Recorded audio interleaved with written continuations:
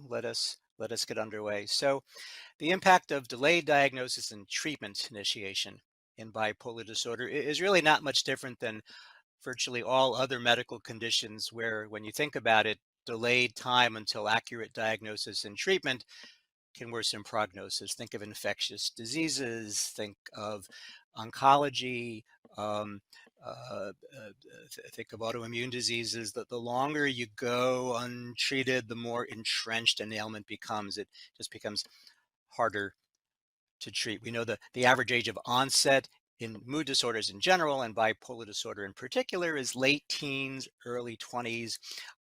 And yet, despite that fairly early onset for most individuals with a known epidemiology of that onset age, it can take close to 7 years to actually have the time elapse from the first presentation of symptoms or the first indication of symptoms till an actual diagnosis gets made. And there's different studies that have talked about longer delays in bipolar 2 disorder than bipolar 1 disorder, perhaps in part because people with bipolar 2 disorder, by definition, don't have flagrant hospitalized psychotic manias. They have elevations of mood and energy that may be mistaken for normalcy or may be missed altogether.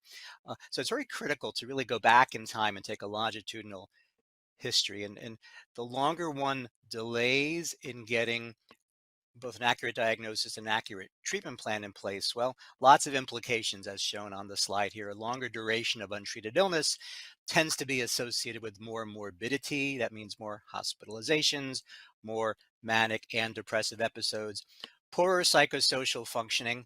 There's often a lag between symptomatic or syndromal status and functional outcome, and recovery, things that matter most to patients, really hinge as much on functioning as on symptoms. Patients don't come to us and say, please reduce my depression symptom scale score by this amount. They say, I want to get back to work. I want to get back to school. I want to be able to take care of my family. I want to be able to socialize. So we're looking for a tight correlation between improvement of symptoms and improvement in functioning. And all those things tend to decline with a greater duration of untreated illness. More suicide attempts or completions, more comorbidities, both in terms of major psychopathology as well as the likelihood for a greater prevalence of personality disorders on axis 2. And interestingly, a number of our pharmacologies seem to work better when they're begun early on, lithium being a good example, as we'll talk about as we go along. A number of studies tell us that your best chance to get a success with lithium is likely in the first few episodes. After many episodes have gone by, lithium's responsiveness doesn't vanish, but it may not work as well later in the illness as earlier on. So let's take a step back and just talk a bit about the phenomenology of bipolar disorder. I mentioned bipolar 2 before and bipolar 1 disorder, and let's just make sure we have our nomenclature correct. So starting on the left, bipolar 1 disorder means that someone has ever had a full-blown manic episode. A manic episode involves the same kinds of symptoms as a hypomanic episode.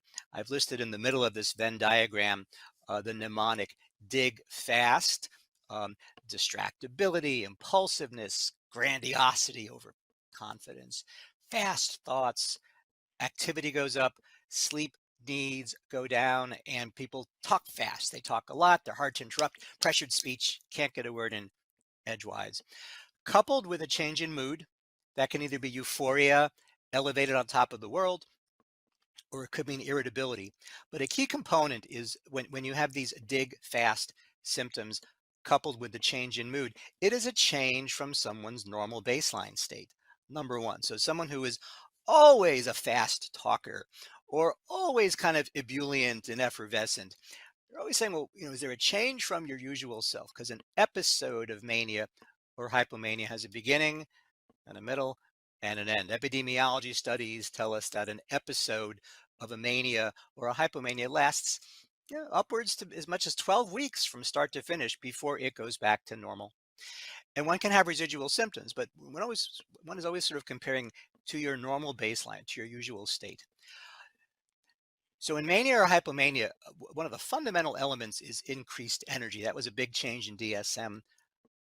Somebody can't say, yeah, I'm really manic today.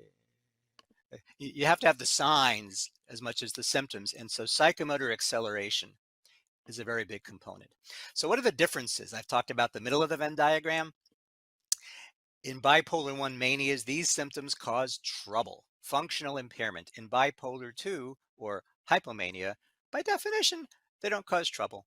People say manias lead to hospitalization, hypomanias lead to job promotions or being picked to be on lots of committees, or you're doing a lot. But again, it's a change from baseline and it's transient. So unlike someone with, let's say, a hyperthymic temperament or an extroverted personality type A, it doesn't last. So this burst of energy that seems highly productive and you get things done goes away at a certain point. And then we talk about the depressions that can come.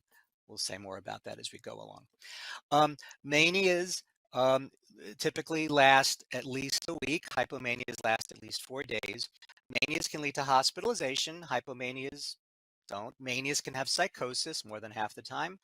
No such thing as psychotic hypomania. If you have psychosis, it's mania by definition.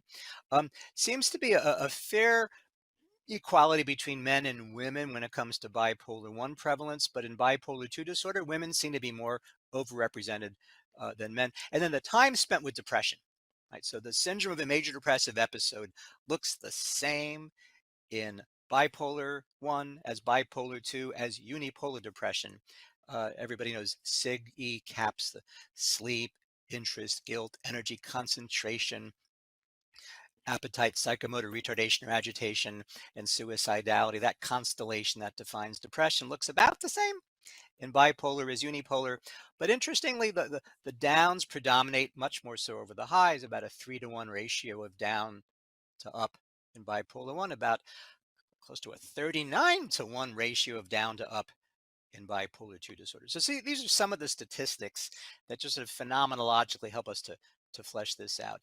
Making life more complicated is most people with bipolar disorder don't just have bipolar disorder. Psychiatric comorbidities are the rule, not the exception.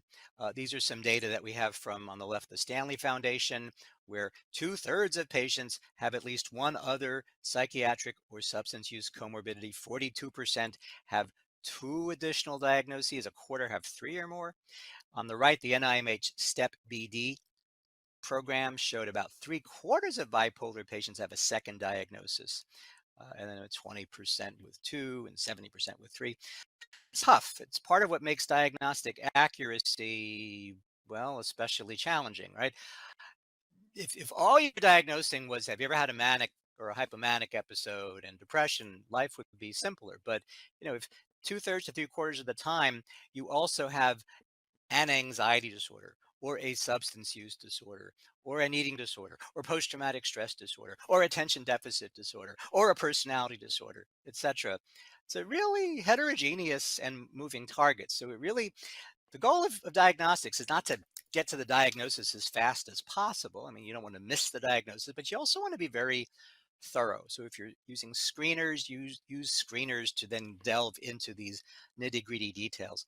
Plus, DSM says a diagnosis symptom can't be better accounted for by something else. So if I have a lot of distractibility and poor concentration and you think I'm manic, but I'm also using cocaine or cannabis, or I have ADHD, it gets very tricky because then you have to figure out, well, gee, are my cognitive symptoms reflective of my bipolar disorder or of my substance use disorder or of my ADD? So you can see how diagnostics get tricky. And really the workaround with this is to be very systematic and very thorough, and to not skimp and to really spend the time going through symptoms and syndromes as constellations and using a longitudinal history to help corroborate diagnoses. And sometimes having a working diagnosis is more valuable than having the diagnosis.